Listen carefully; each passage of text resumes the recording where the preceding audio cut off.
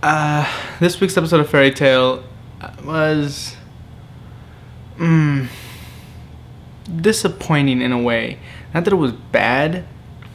It's just we're just back to form, back to the original formula. Any girl who has breasts, show them off at the party. Let those puppies fly. And everyone's back to their jokes. Everyone's back to their little quirks. Juvia after Gray refusing her, stuff like that. I will say, at first I was a little worried that with Kagura coming to say she wants Urza to be her older sister. It's like, oh, come on, Kagura. But then later in the next scene, she's completely drunk. She's literally drunk. It's like, Kagura, you're drunk. Lay down. So I'm just gonna pretend she was drunk when she said that. Because we already have enough people kissing Fairy Tail's ass. But anyway, they seem to be doing this build-up joke of Natsu. Like, where's Natsu? Why isn't he here? He should be making noise and making a ruckus. And then when that little joke finally comes around, it's disappointing. Natsu comes in dressed as the king. That's pretty much it.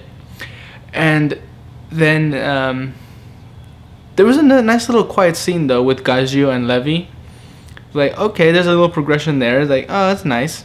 But it doesn't last any long. It doesn't have any impact. We don't actually see them interact anymore after that. It's just like, okay, it's nice to see, but we didn't lead anywhere. Then there's this part where all the guilds start fighting for Yukino to join their guild. Now, granted, most of these guilds probably only started fighting because it was a fight. It's like, oh, these people, these guys are fighting. Let's join in too. They probably weren't really in it for like, let's get Yukino involved in our guild. But even still, I mean, Yukino didn't leave that strong of an impression. Like, I didn't feel like, why is every guild after her now? It made sense for Sabretooth to apologize and want her back. I mean, granted, none of them really wanted her gone. It was just the master. So, yeah, it would have actually been a nice scene if Sabretooth just apologized to Yukino and she went back to Sabretooth. But we didn't need all these guilds fighting over her because, again, it left no impact. They didn't conclude anything. They were just... Next scene is like, wait, what about the whole Yukino thing? Did she go back to Sabretooth or did she join another guild? Like, no, we don't know. We're on to the next scene. Okay. And then it comes to the princess being punished for opening the Eclipse Project. Like, okay, that makes sense. Even though she was tricked, she allowed herself to get tricked. And like, she shouldn't have just taken some random stranger's words. Oh, granted, she did, tell them, like, if you can predict the future, I'll believe you. So, again, it's understandable she fell for it. But yeah, we're going to go back to the dragons. One thing that did annoy me was, at the very beginning, there was these people sitting around a cafe, random civilians, and they're saying, hey, do you hear this rumor about these dragons attacking the royal palace? And people are like, nah, so that was just the magic and everything. It's like... What? Wait a minute. There were people evacuating the city. And even then, they were still able, like, in full view of the city. They can see the city burning and the dragons flying around, burning it.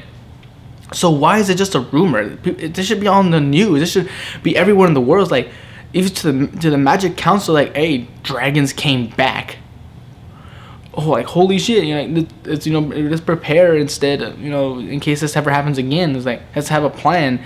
Hell, even the government people, we don't show any scene with them, like, reporting to the Magic Council about the events that just happened. It's like, oh, it was just all like a bad dream. Like, what? No. This better come back strong because this is a huge event. We shouldn't forget about it.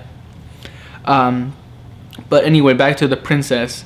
The king is considering punishing her, and like, okay, that's understandable. She did put the world in danger. And of course, everyone's like, no, you shouldn't punish her. You shouldn't punish her. And they're even coming like, if you punish her, you have to punish us. And then this weird line saying it was because of her, without her fucking up and bringing the dragons into the world, the mage guilds or just the wizards in general wouldn't have united. But the way they're saying it in the situation, it makes it sound like we've been at war. Like the wizards have been trying to kill each other for the last 7 years, and then finally these dragons comes like, we wizards have to work together and get past our prejudices. But you guys weren't. What the hell? No, you guys were never fighting. I mean, technically you were, but not for a hatred's sake. They're like, it's a tournament. It makes it sound like this tournament was your way of dealing with war without actually having war. And maybe it is. I don't know. But I don't know. It just felt weird when they said if the princess didn't fuck up with bringing the dragons here, the wizards would have been divided and constantly fighting with each other, even though they really weren't. Okay.